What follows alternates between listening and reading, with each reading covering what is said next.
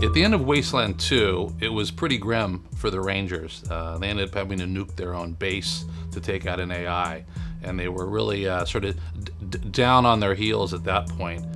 And Wasteland 3 picks up where the Patriarch of Colorado, who's an authoritarian, reaches out and said, I'll help you rebuild if you give me help with some of my problems here in Colorado.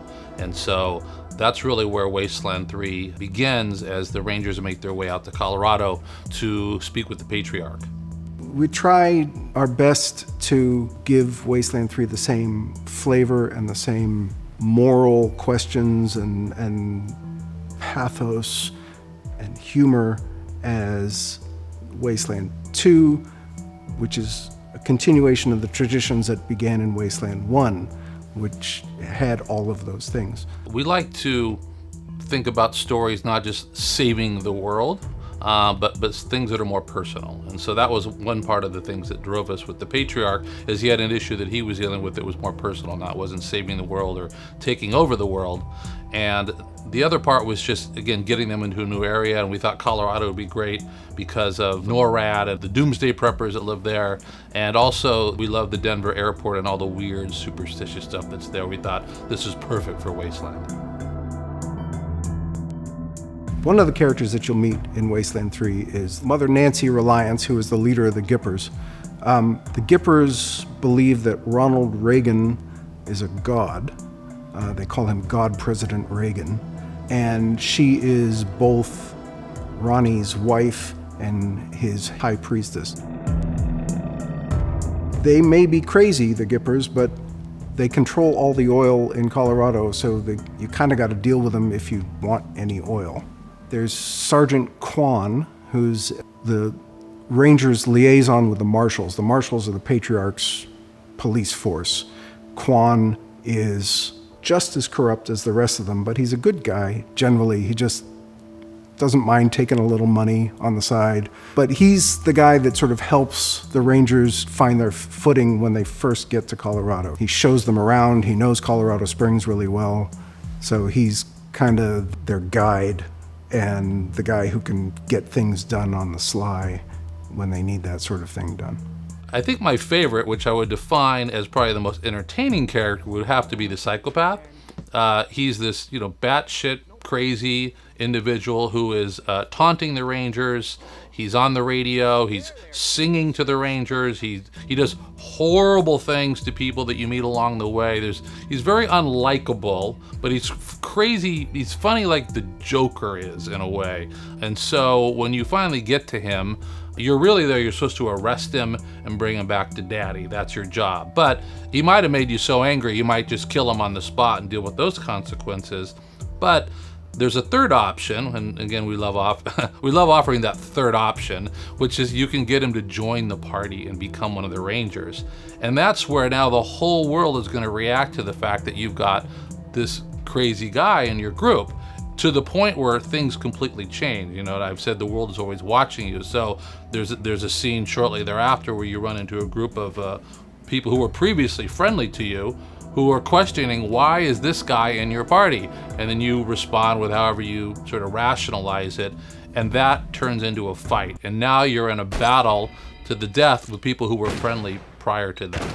And to me, I think it's everything rolled up to one. It's his personality, it's his barking along the way for the rest of the game, his commenting on what it's like to being a Ranger, making inappropriate sort of responses and gestures, and causing havoc to everything around you. So for me, I think he sums up to be my favorite character in the game for those reasons. If you insist. So one of the things we're doing with the new Wasteland that we've never done before in the past is we for certain big key conversations, we bring the camera down and you actually get to see it from a first person perspective. So much of the conversation is isometric, looking down like in the previous ones.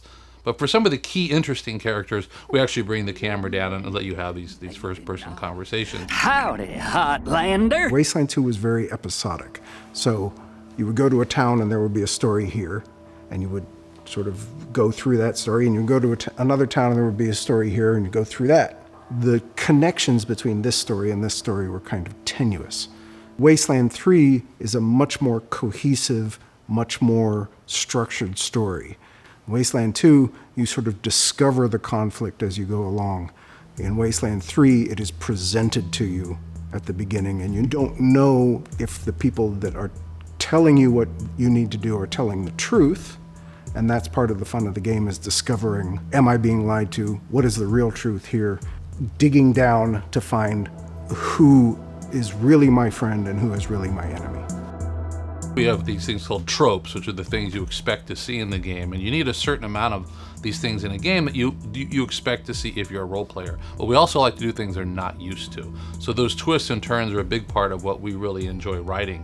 One of the things that we like to do with our games is we create these sort of rabbit holes the player can go down, and then we pay them off. And so we actually have multiple endings along the way. So there's the ending that the writers wrote if you want the entirety of the game, but if you decide to take this path, it's going to get you a completely different ending. I mean, one with a credits scroll and the whole deal, and that's where the game will end, and it'll be a different story ending. And I won't spoil where that happens in Wasteland 3, but in Wasteland 2, you could turn on the Desert Rangers and become an enemy, and then you'd never have made your way to California. Or you could have got to California, found the bad guy, and said, you know what, I want to line up with you.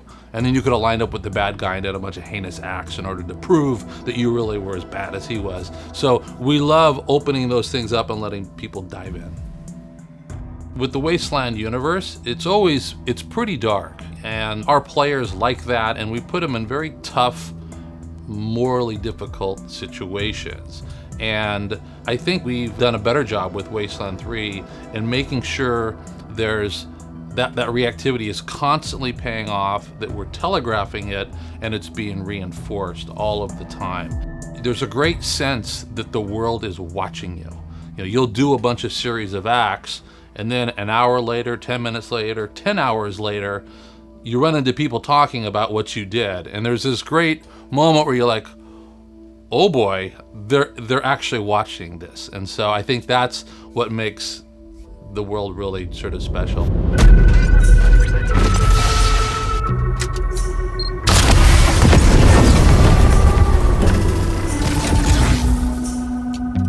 Are your garments all spotless? Are they white as the snow? Are you washed in the blood of the Lamb?